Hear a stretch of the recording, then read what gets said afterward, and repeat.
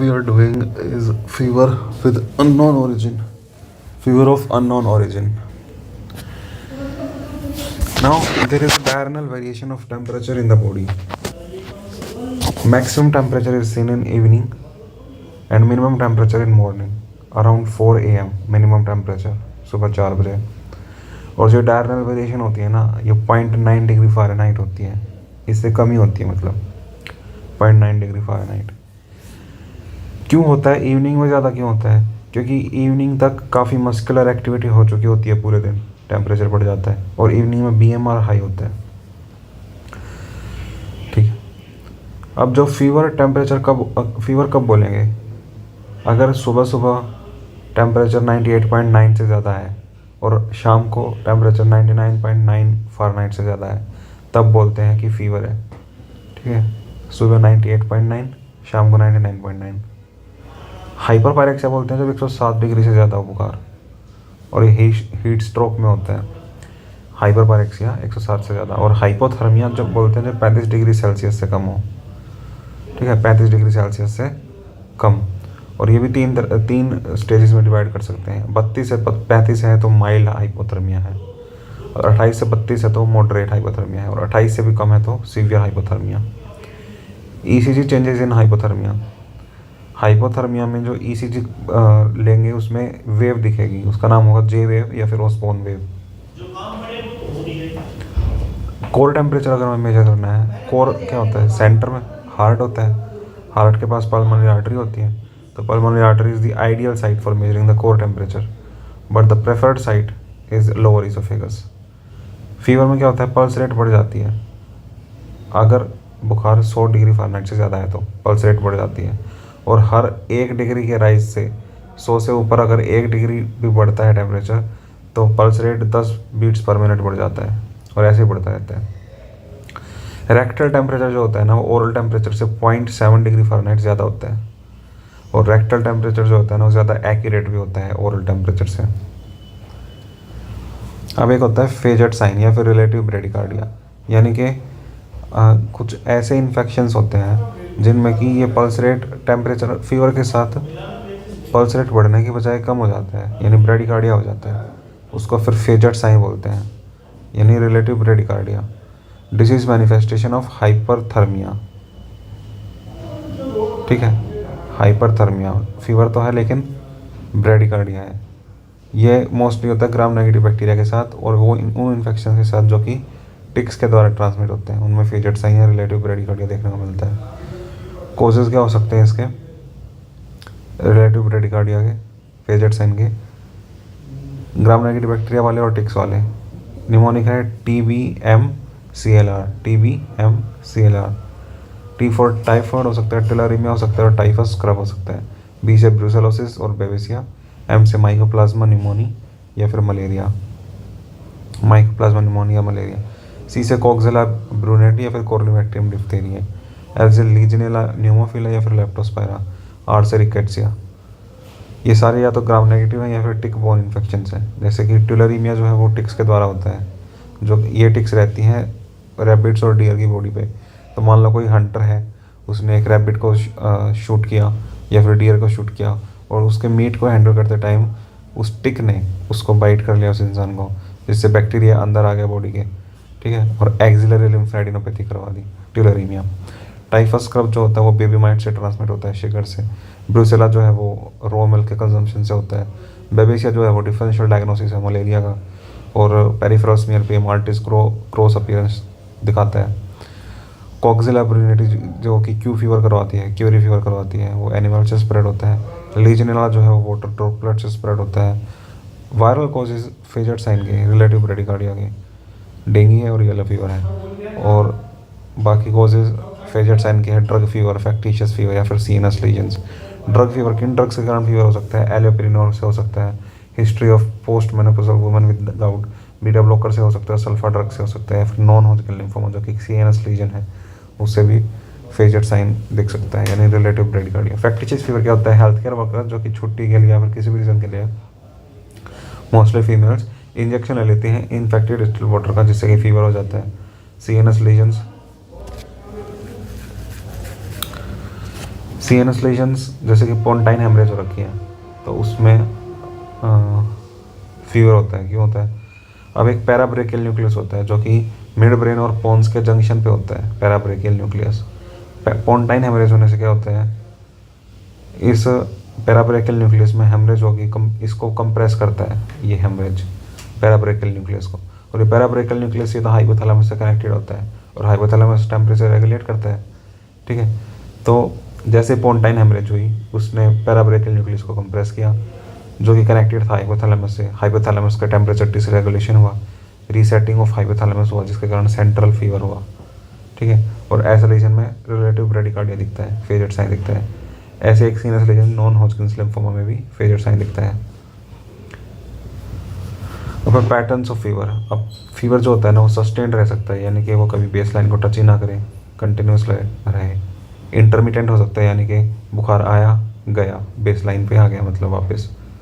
ठीक है, फीवर आया फिर गया, आया गया आया गया आया गया, ये इंटरमिटेंट है। रेमिटेंट क्या होता है, फीवर आया कम हुआ लेकिन ज़ीरो नहीं हुआ, बुखार गया नहीं, कम हुआ बस, फिर बढ़ा फिर कम हुआ लेकिन ज़ीरो नहीं हुआ, बेस लाइन पे नहीं आया, बढ़ा घटा, ये रेमिटेंट है। रिलैप्सिंग होता है, फीवर आ रहा था लेकिन कुछ टाइम के लिए ठीक हो गया और फिर 3 दिन बाद फिर से आ गया, इसको बोलते हैं रिलैप्सिंग फीवर। कंटिन्यूस फीवर या sustain fever never touches the base line, diurnal fluctuation is less than 1 degree Fahrenheit. ठीक है, रेमिटेंट फीवर क्या होता है, बेस लाइन को टच नहीं होता लेकिन फ्लक्चुएशंस होती हैं 1 डिग्री फ़ारेनहाइट से ज़्यादा। इंटरमीडिएट फीवर क्या होता है, ये बेस लाइन को टच करता है, मतलब ठीक हो जाता है और फिर से हो जाता है बुखार, फिर ठीक हो जाता है फिर बुखार हो जाता है। तो फ्लक्चुएशंस तो होती हैं, साथ में बेस लाइन को टच भी करता है। For example malaria. Relapsing fever होता है कि 3 दिन तक ठीक है, वापस बुखार आ गया उसके बाद। एग्जांपल बोरेलिया रिकरेंटिस या फिर रेड वाइट फीवर। अब पैटर्न फीवर का मलेरिया में, फीवर जो होता है ना वो 4 तरह का हो सकता है टाइम के हिसाब से। वो हो सकता है, मतलब जो इंटरमिटेंट फीवर है, वो हो सकता है 4 टाइप का।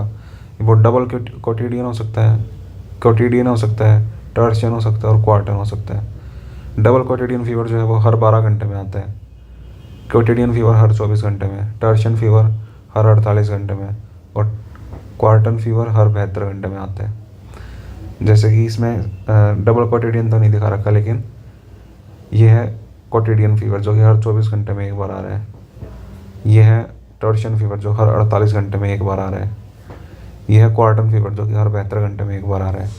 तो quotidian fever will occur once every day and it will touch the baseline. Example of intermittent fever, for example falciparum infection. अब डबल कोटिडियन जो है ना, डबल कोटिडियन जो 12 घंटे में आता है, यानी कि दिन में 2 बार, 24 घंटे में 2 बार। ठीक है, वो दिखता है अडल्ट ऑनसेट स्टेट डिजीज़ में या फिर जुवेनाइल रूमेटॉइड आर्थराइटिस में। डबल कोटिडियन फीवर दिखता है, हर 12 घंटे में फीवर आता है अडल्ट ऑनसेट स्टेट डिजीज़ में या फिर जुवेनाइल रूमेटॉइड आर्थराइटिस में। हर 24 घंटे में एक बार आता है फाल्सिपारम इन्फेक्शन में, प्लाज्मोडियम नोलेसी। टर्शियन फीवर जो होता है वो आता है प्लाज्मोडियम वाइवेक्स, प्लाज्मोडियम ओवेल में, टर्शियन फीवर। और क्वार्टन फीवर आता है 72 घंटे में। रिजोल्यूशन विद लाइसिस, रिजोल्यूशन मतलब फीवर का ठीक हो जाना, with lysis the fever is resolving in person over a couple of days. Crisis का मतलब होता है कि बहुत जल्दी ठीक हो गया, ठीक है, 24 घंटे के अंदर अंदर ही ठीक हो गया, बुखार चला गया, उसको क्राइसिस बोलते हैं, रिजोल्यूशन बाय क्राइसिस। जैसे ये है स्टेप लैडर पैटर्न में ठीक हो रहा है ये बंदा, ठीक है, तो resolution by lysis. Gradual step ladder pattern of decrease of fever seen mostly post antibiotics.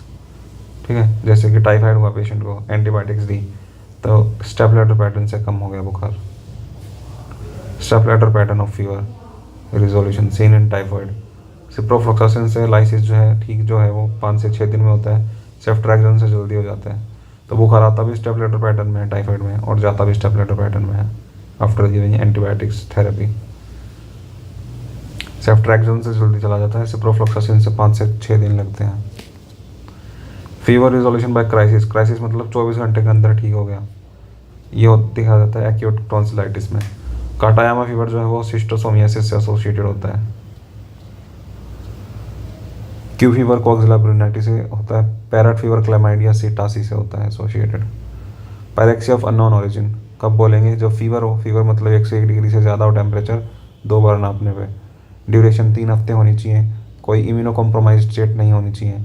और डायग्नोसिस अनसर्टेन होना चाहिए through history taking and physical examination. पता नहीं होना चाहिए कि कोई हिंट नहीं मिल रहा कि किससे हुआ हो सकता है ये बुखार। Through history taking and physical examination, so we have to do something, we have to do some investigations, obligatory investigations for knowing the cause. तो पहला है कि हमें हेमाटोलॉजिकल इन्वेस्टिगेशंस करने होते हैं, haemoglobin, TLC, DLC, platelet count, ESR, to diagnose any, to rule out any haematological illness. फिर हमें किसी इन्फ्लेमेशन को रूल आउट करने के लिए इन्फ्लेमेटरी मार्कर्स चेक करने होते हैं, सीआरपी, एलडीएच, फेरेटिन। किडनी के लिए केएफटी करना होता है सीरम इलेक्ट्रोलाइट्स के साथ, और एलएफटी भी करना होता है, SGOT, SGPT, serum alkaline फोस्फेटेज with total serum protein, albumin, globulin. फिर है मल्टीपल मायलोमा भी, उसको मल्टीपल मायलोमा को भी रूल आउट करने के लिए सीरम इलेक्ट्रोफोरेसिस करते हैं, serum electrophoresis gammopathy, to identify monoclonal gammopathy that is multiple myeloma. So serum electrophoresis gammopathy. Auto immunity को रूल आउट करने के लिए क्रिएटिन काइनेज करते हैं, आरए फैक्टर करते हैं, और एंटी न्यूक्लियर एंटीबॉडी करते हैं। यूरिन माइक्रोस्कोपिक एग्जामिनेशन और कल्चर भी करते हैं, एक कल्चर करते हैं मिड स्ट्रीम यूरिन का, और ब्लड कल्चर भी करते हैं 3 बार। इमेजिंग करते हैं चेस्ट एक्सरे मिलियरी ट्यूबरकुलोसिस के लिए। अल्ट्रासाउंड करते हैं लीवर एब्सेस हो, पायोजेनिक लीवर एब्सेस हो, हाइड्रेटेड सिस्ट हो उसके लिए। ट्यूबरकुलिन स्किन टेस्ट करते हैं, और इंटरफेरोन गामा रिलीज जैसे जिसको इग्रा बोलते हैं वो भी करते हैं। अब कॉजेज़ क्या हो सकते हैं? मोस्टली इन्फेक्शन या फिर कोई इन्फ्लेमेशन भी हो सकती है। किसी इन्फेक्शन की एटिपिकल प्रेजेंटेशन हो रही है जिसके कारण हिस्ट्री टेकिंग और फिजिकल एग्जामिनेशन में हम इसको नहीं पकड़ पा रहे हैं, क्योंकि प्रेजेंटेशन इस इन्फेक्शन की एटिपिकल है। रेयर कॉजेज़ भी हो सकते हैं कुछ पायरोक्सी ऑफ अननोन ओरिजिन के, जिसका निमोनिक है। रेयर कॉजेज हो सकते हैं साफो या पापा या फिर शिंडलर सिंड्रोम। साफो में S for synovitis, A for acne, P for pustulosis, H for hyperostosis, O for osteomyelitis. PAPA में पायोजेनिक आर्थराइटिस या पायोडर्मा गैंग्रीनोसम और एक्ने। शिंडलर सिंड्रोम में अर्टिकेरिया, बोन पेन और मोनोक्लोनल गैमोपैथी। अब pyrexia of unknown origin में क्या क्या step follow करेंगे? सबसे पहले तो देखेंगे कि थर्मोमीटर तो मैनिपुलेटेड नहीं है, फिर सारी मेडिकेशंस को स्टॉप करेंगे, ड्रग फीवर ना हो इसलिए। फिर अगर फिर भी फीवर प्रेजेंट है 72 घंटे तक, तो फंडस एग्जामिनेशन करते हैं रोज स्पॉट्स चेक करने के लिए, to rule out the sub acute bacterial endocarditis. Cryoglobulins भी चेक करते हैं, जो कि काफ़ी इन्फेक्शंस में भी बढ़े हुए हो सकते हैं और ऑटो इम्यूनिटी में भी बढ़े हुए हो सकते हैं। एफडीजी पैट सीटी करते हैं किसी मैलिग्नेंसी को रूल आउट करने के लिए, जो कि बोन मैरो की मैलिग्नेंसी हो सकती है, लिम्फोरेटिकुलर मैलिग्नेंसी हो सकती है, कोई और ओकल्ट कैंसर हो सकता है। वेस्कुलाइटिस भी एफडीजी पैट में देखा जा सकता है, लेकिन एफडीजी पैट सीटी जो है ना वो इन्फेक्शन और इन्फ्लेमेशन में डिफ्रेंशिएट नहीं कर सकता। एफडीजी पैट सीटी जो है वो ज़्यादा करते हैं सेंटीग्राफी से। सेंटीग्राफी करी जा सकती है गैलियम 67, इंडियम 3 और टेक्नीशियम 99 लेवल्ड आरबीसी से। चेस्ट सीटी और एब्डोमिनल सीटी भी करते हैं, और टेम्पोरल आर्टरी बायोप्सी भी लेते हैं to rule out temporal arteritis. फिर है कुछ पोटेंशियल डायग्नोस्टिक क्लूज। फीवर के साथ कुछ क्लूज होते हैं जिससे हम डायग्नोसिस की तरफ जा सकते हैं। जैसे कि अगर फीवर के साथ हेडेक है तो हो सकता है कि सीएनएस रिलेटेड सीएसएफ में कुछ दिक्कत हो, तो हम लंबर पंक्चर करेंगे और सीएसएफ एग्जामिनेशन करेंगे, जिसमें कि हमें ट्यूबरकुलर मेनिंजाइटिस मिल सकता है, क्रिप्टोकोकल मेनिंजाइटिस मिल सकता है और मोलारेट मेनिंजाइटिस मिल सकता है। So headache can be associated with meningitis of 3 types, that is tubercular, cryptococcal, Mollaret. अब अगर एक फीवर के साथ अगर साइटोपिनिया है या फिर हेपेटोस्प्लेनोमेगाली है, लिम्फ नोड एनलार्जमेंट है, तो हो सकता है कि दिक्कत बोन मैरो में हो, तो बोन मैरो एस्पिरेशन, बायोप्सी या कल्चर कर सकते हैं। अगर फीवर जो है वो टीबी के फीचर्स के साथ प्रेजेंट है तो इन्वेस्टिगेशन लीवर बायोप्सी होगा बाय सीबी नॉट। अब इम्पोर्टेंट एल्गोरिदम है इन्फेक्शंस के लिए। टीबी हो सकती है, एंडोकार्डाइटिस हो सकता है जो कि कल्चर नेगेटिव होगा हेसेक ग्रुप बैक्टीरिया के द्वारा। क्यू फीवर हो सकता है जो कि वैल्वुलर लीजन कोज करता है, एंडोकार्डाइटिस करता है, और बार्टनेला हो सकता है जो कि एंडोकार्डाइटिस करता है। स्टेराइल एंडोकार्डाइटिस हो सकता है जिसको हम पैरेंटिक एंडोकार्डाइटिस बोलते हैं, जो कि एक एडिनोकार्सिनोमा होता है। एसएलई हो सकता है जो कि एंडोकार्डाइटिस कर रहा है, ठीक है। एप्लास हो सकता है, एंटीफॉस्फोलिपिड एंटीबॉडी सिंड्रोम। हेसक की फुल फॉर्म क्या होती है? Haemophilus aphrophilus. A for Aggregatibacter, C for Cardiobacterium, E for Eikenella, K for किंगेला। GIT cause हो सकता है भाई, जैसे डायबिटिकुलाइटिस जो कि लॉन्ग स्टैंडिंग कॉन्स्टिपेशन में देखने को मिलता है। वर्टिब्रल ऑस्टियोमाइलाइटिस हो सकता है, वर्टिब्रल ऑस्टियोमाइलाइटिस। क्यू फीवर हो सकता है जो कि वॉल्व लीजन कर रहा है। विपल डिजीज हो सकती है ट्रिपोनिमा विपली के द्वारा। ट्रैवल हिस्ट्री देखेंगे कि मलेरिया वाली जगह पे, काला आजार वाली जगह पे, हिस्टोप्लाज्मोसिस वाली जगह पे, या फिर कॉक्सीडियोमाइकोसिस वाली जगह पे तो ट्रैवल नहीं किया। फिर और रीज़न हो सकता है नॉन इन्फेक्शियस इन्फ्लेमेटरी डिजीज़, जैसे कि लार्ज वेस्कुलाइटिस, इंडिया में जो टाकायासो आर्थराइटिस है, और सेंट्रल एशिया में बेशर डिजीज़। सार्कोइडोसिस हो सकती है NIID, ब्रेथलेसनेस जो कि जिसका सिम्टम है यंग फीमेल्स में, और हाइलर लिम्फेडिनोपैथी है सार्कोइडोसिस से जो होती है। अडल्ट ऑनसेट स्टिल डिजीज जो है, अडल्ट ऑनसेट जुवेनाइल आर्थराइटिस है, that is NIID। Polymyalgia rheumatica is NIID। अब कोई ट्यूमर भी हो सकता है जैसे मैलिग्नेंट लिम्फोमा या फिर ल्यूकीमिया। ड्रग्स जो कि फीवर करवा सकती हैं, allopurinol, anti epileptic drugs like lamotrigine, phenytoin, sulfa drugs, furosemide, quinidine. ठीक है। अब PO हिस्ट्री क्या होती है कि पेशेंट जो है ना वो पैटर्न और हिस्ट्री में पैटर्न और ड्यूरेशन ऑफ फीवर चेक करेंगे, मेडिकल हिस्ट्री यानी मेडिकेशन चेक करेंगे, सेक्सुअल ट्रैवल हिस्ट्री और कॉन्टैक्ट विद एनिमल्स। एग्जामिनेशन में आईज होंगी, lymph nodes, temporal arthritis, liver and spleen, any previous surgical scar, skin and mucous examination. और diagnostic clues में हम headache है तो CSF इन्वॉल्व होगा, TB dissemination the liver biopsy, और साइटोपिनिया हिपेटोस्प्लेनोमेगाली तो बोन मैरो बायोप्सी। अभी एक पेशेंट है 72 साल का पेशेंट है, लो ग्रेड फीवर है और फटीग है 3 महीने से। ड्रग इनटेक या ट्रैवल की या फिर पेट से कॉन्टैक्ट की कोई हिस्ट्री नहीं है। टेम्पोरल आर्टराइटिस के कोई फीचर्स नहीं है। ऑब्लिगेटरी इन्वेस्टिगेशंस करने पे CRP बढ़ा हुआ है, यानी कोई इन्फ्लेमेशन है। नॉर्मोसिटिक नॉर्मोक्रोमिक अनीमिया है। ठीक है। FDG पेट जो है वो ये रहा। तो इसमें सबक्लाइनल आर्टरी अपटेक ज़्यादा है, मतलब कि आर्टराइटिस है, large vessel arteritis, that is टाकायासो arteritis.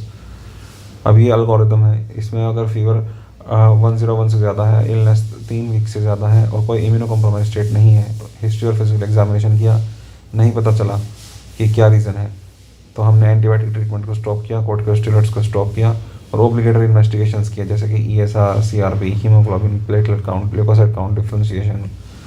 ठीक है, मतलब DLC, इलेक्ट्रोलाइट्स किए, क्रिएटिनिन किया, total protein electrophoresis, alkaline phosphatase, ASAT, ALAT, LDH, creatine kinase, anti nuclear antibodies, rheumatoid factor, urine analysis, blood cultures, urine culture, chest x-ray, abdominal ultrasonography, tuberculosis skin test किए। ठीक है। और thermometer की manipulation exclude कर दी, rule out कर दी। Stop और medication जो है वो स्टॉप कर दिए। ठीक है। फिर हमने देखा कि PDCs प्रेजेंट डायग्नोस्टिक क्लूज हैं या नहीं। अगर डायग्नोस्टिक क्लूज हैं तो उनके गाइडेड डायग्नोस्टिक टेस्ट किए और डायग्नोसिस मिल गया। अगर फिर भी डायग्नोसिस नहीं हुआ, ठीक है, और या फिर PDCs नहीं है या फिर मिसलीडिंग है, तो क्रायोग्लोबुलिन और फंडोस्कोपी किया। ठीक है। उसके बाद हमने FDG PET CT किया या फिर सेंटीग्राफी किया या फिर गैलियम स्कैन किया। उसके बाद क्या मिला, सेंटीग्राफी अब नॉर्मल हो सकती है, नॉर्मल हो सकती है। अगर अब नॉर्मल है तो कंफर्मेशन करेंगे अब नॉर्मलिटी के थ्रू बायोप्सी एंड कल्चर, और फिर डायग्नोसिस मिल जाएगा। अगर फिर भी डायग्नोसिस नहीं मिला तो, और या फिर अगर सेंटीग्राफी नॉर्मल है तो रिपीट करेंगे हिस्ट्री और physical examination, PDC driven invasive testing. अगर डायग्नोसिस मिल गया तो ठीक है, अगर फिर भी डायग्नोसिस नहीं मिला तो चेस्ट और एब्डोमिनल CT करेंगे, टेम्पोरल आर्टरी की बायोप्सी करेंगे अगर 55 साल से बड़ा है, फिर डायग्नोसिस मिल जाएगा। अगर फिर भी डायग्नोसिस नहीं मिला तो, अगर स्टेबल कंडीशन है तो फॉलोअप करेंगे न्यू PDCs से और कंसिडर करेंगे NSAIDs देना। लेकिन अगर डिटेरियोरेशन है, कोई डायग्नोसिस नहीं है, डिटेरियोरेशन है, फर्दर डायग्नोसिस टेस्ट करेंगे और थेरापेटिक ट्रायल कंसिडर करेंगे। That is all about fever of unknown origin.